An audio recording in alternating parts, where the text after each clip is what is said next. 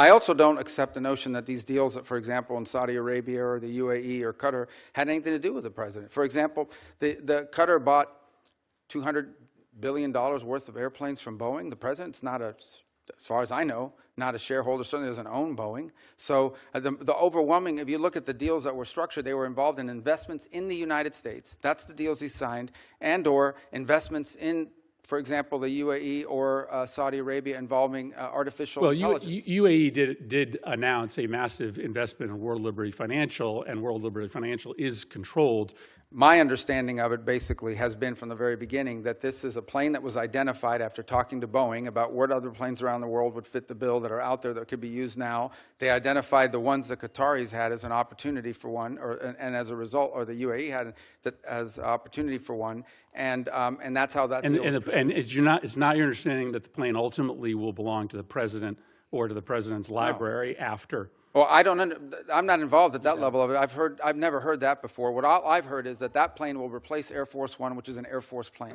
Welcome back to Right View Nation, the one place where we say it like it is. No filters, no woke spin, just pure unapologetic truth for real American patriots. Now buckle up, folks, because today we're diving into the latest political theater starring none other than Senator Chris Murphy, Democrat mouthpiece extraordinaire, as he throws a full-blown hissy fit over President Trump's private business dealings and a dinner party. That's right, a dinner party. You can't make this stuff up.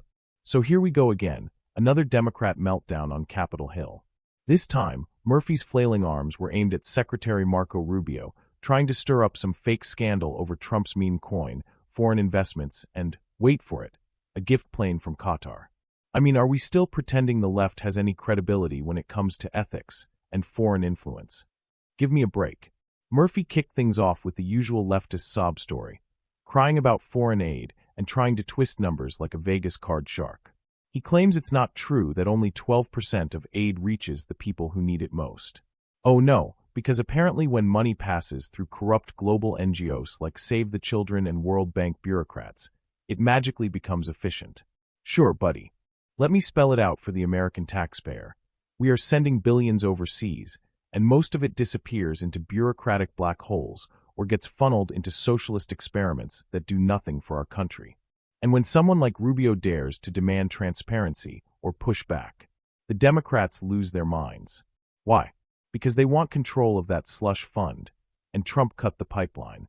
Then we get to the juicy part, President Trump's meme coin and business ventures. And let me say this loud and clear for every triggered liberal clutching their pearls over this. Private business isn't illegal. The president is a businessman, and a damn good one. The man built an empire before he ever stepped into the White House. You think he's supposed to just shut it all down because the left can't handle a real leader who doesn't bow to them? Thank you very much, Mr. Chairman. Thank you, Mr. Secretary, for being here. Before I ask my questions, I just ask that after this hearing, you go back and reconsider a claim that you made in your opening statement.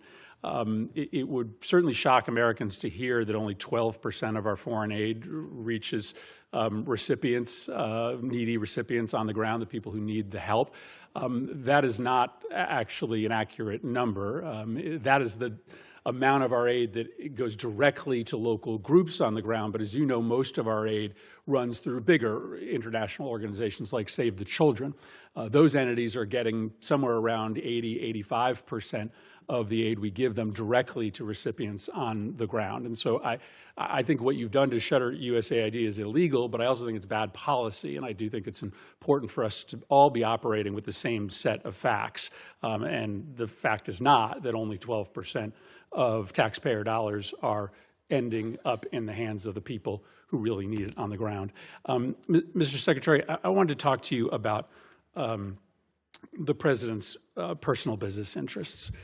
During his first term, he made the decision to not enter into any new business deals during his presidency, that Trump-affiliated businesses would not enter into any foreign business arrangements. And that made sense because obviously it can be confusing for foreign governments to know how to try to win favor with the U.S. government if they have one route, making concessions that are good for U.S. national security, and they also have another route, which is perhaps helping the president's business interests.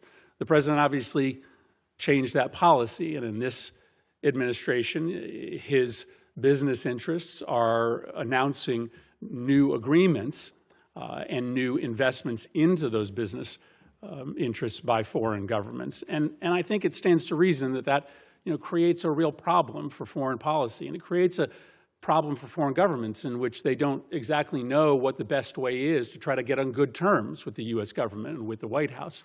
Is it to do what's right for American national security, or might it also be to do a business deal with the President of the United States or the entities that he controls? Just to clarify, when the President's businesses are engaged in negotiations, for instance, with the UAE on their stablecoin business, there was this big investment announced recently. You are not part of those negotiations. Those are being done by the President's family or those representing the President's business. Yeah, I'm not aware the President's involved in managing any business. He's, other than the Presidency of the United States, his family is allowed to make business deals. They continue to operate the enterprises that his family ran. I also don't accept the notion that these deals, for example, in Saudi Arabia or the UAE or Qatar, had anything to do with the President. For example, the Qatar bought $200 billion worth of airplanes from Boeing. The President's not as far as I know, not a shareholder, certainly doesn't own Boeing. So the overwhelming, if you look at the deals that were structured, they were involved in investments in the United States. That's the deals he signed, and or investments in, for example, the UAE or Saudi Arabia involving artificial intelligence. UAE did announce a massive investment in World Liberty Financial, and World Liberty Financial is controlled by the President. And the President does actively engage in these businesses. He uses his social media to market the businesses that are being run by his family. I mean, just go on to his social media feed and you will see him marketing his meme coins. So that is the President of the United States. That is not his son's doing. But that, just to be clear, that was not part of this. That was not an announcement as part of this trade visit that was conducted into the Middle East. Well, whether or not it was made during the time the President was there are obviously business deals being done between Trump entities and these countries. Let me ask you about the one that is probably most confusing to this committee, which is the planned gift of a plane to either the United States government or the President. Is it your understanding that this luxury plane that Qatar has offered the President, and the President has announced he is willing to accept, is a gift to the United States government, or is it a gift ultimately to the President himself that he can use in his library? Well, you'd have to talk to the Department of Defense, because this is a replacement or at least a temporary bridge plane for Air Force One, the new Air Force One, which is way off its delivery schedule. And so that would have to be with the Air Force. They operate Air Force One. My understanding of it basically has been from the very beginning that this is a plane that was identified after talking to Boeing about what other planes around the world would fit the bill that are out there that could be used now. They identified the ones the Qataris had as an opportunity for one, and as a result, or the UAE had that as opportunity for one, and that's how that deal was. And it's not your understanding that the plane ultimately will belong to the President or to the President's library after? Well, I'm not involved at that level of it. I've never heard that before. What I've heard is that plane will replace Air Force One, which is an Air Force plane. Let me ask you about the dinner that's happening this Thursday night. The President has offered access to him to the 200 top purchasers of his meme coin. Reports are that maybe about half or more of those individuals who will be meeting with him, many in a VIP reception, are foreigners.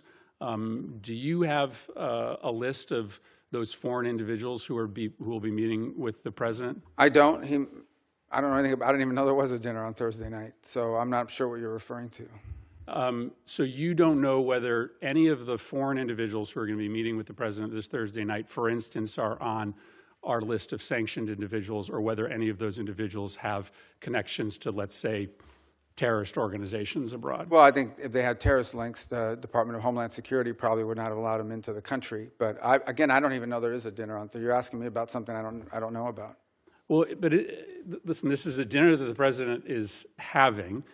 It is likely going to involve some very significant foreign interests. You have to be pretty wealthy in order to be able to get inside this dinner. Isn't that a relevant question for the Secretary of State as Yeah, I'm to not the social which foreign secretary, interests are so- going to be speaking to the president? I mean, it's kind of naive to believe that they No. aren't going to be in that room talking about national security matters. Well, I don't think that that's the case at all, because I would be aware if it was the case. The truth of the matter is I interact with government officials and others in governments of other countries. That's what I don't say. You're asking me about a dinner I don't know anything about. I can't answer you because I don't know anything about this dinner. It's the first I heard of it. Like I said, I don't keep the president's social schedule. It's not on my phone. It's not in my pocket. I don't even know. I can't comment on a dinner I know nothing about. Yeah, I think that represents a real problem for this committee, because there is clearly a way around the State Department for foreign individuals of significant influence and wealth to be able to directly lobby the president of the United States. But I don't think your that's answer is fair. that you don't know No. this is happening. Well, I don't know that there's that a dinner. in and of itself is a I don't know problem. that there's a dinner, and I don't know what the guest list is, but I can tell you I've run into the president of FIFA from the World Cup. He's here all the time. I see him. He's a private individual. It's not a government entity,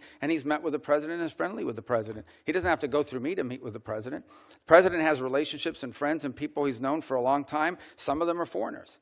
That's not unusual. Yeah, but these you're are asking people me he's about a known for a specific long dinner time. and These are implying individuals nefarious who just impact. bought I their way can't into comment on a meeting on with a the dinner. president. I think you should probably endeavor to get your hands on the list to make sure that there aren't individuals there who are perhaps contravening national security interests that the Well, I don't think Department that's, of I don't State have any is concern about that. prioritizing. Ultimately, I don't have any concern that the president having dinner with someone is going to contravene the national security of the United States. Thank you, Mr. Chairman. Murphy whines about investments from the UAE and Saudi Arabia, pretending Trump's companies are some national security threat. But where was Murphy's outrage when Hunter Biden was selling actual influence to China, Ukraine, and Russia while his daddy was VP? Oh, right, that was Russian disinformation, according to the liberal media mob. Now let's talk about the plane. Murphy's acting like Trump got gifted a golden throne with wings from Qatar. He demands to know if the president will use it for his library. Because heaven forbid a former president have a library or even a functioning plane. The secretary, clearly fed up, tells him it's a bridge plane for Air Force One, nothing more. But facts don't matter to Democrats when they're trying to fabricate a scandal. And by the way, when did it become a crime to have diplomatic relationships that lead to cooperation, trade, or GASP, mutual benefit? Trump brought peace deals to the Middle East, record arms sales that strengthened U.S. manufacturing, and business deals that benefited the American worker. But now a temporary plane is suddenly treason? Liberal logic at its finest. Now let's get to the crown jewel of this circus, the meme coin dinner. Yes, you heard that right. President Trump plans to host a dinner for top buyers of his meme coin. Murphy is frothing at the mouth, scared that foreign individuals might attend. He's worried they'll talk national security over lobster tails and champagne. Let me ask you this. Why is the left so terrified of people gaining access to Trump through free market participation? Oh, right, because it's not a backdoor deal through some PAC or a DNC donor. It's not rigged in their favor. They can't control it. So now they want to act like crypto buyers are Russian spies and dinner guests are a national threat. Give me a break. This is America. If you work hard, make money, and want to invest in a meme coin with the 45th president's face on it, go for it. The left doesn't get to gatekeep opportunity. Here's the truth, folks. All of this outrage, it's not about ethics. It's not about national security. It's about control. The Democrat elite are scared that Trump is back in the game and stronger than ever. He's got a base.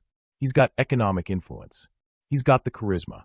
And worst of all for them, he's got momentum heading into 2024.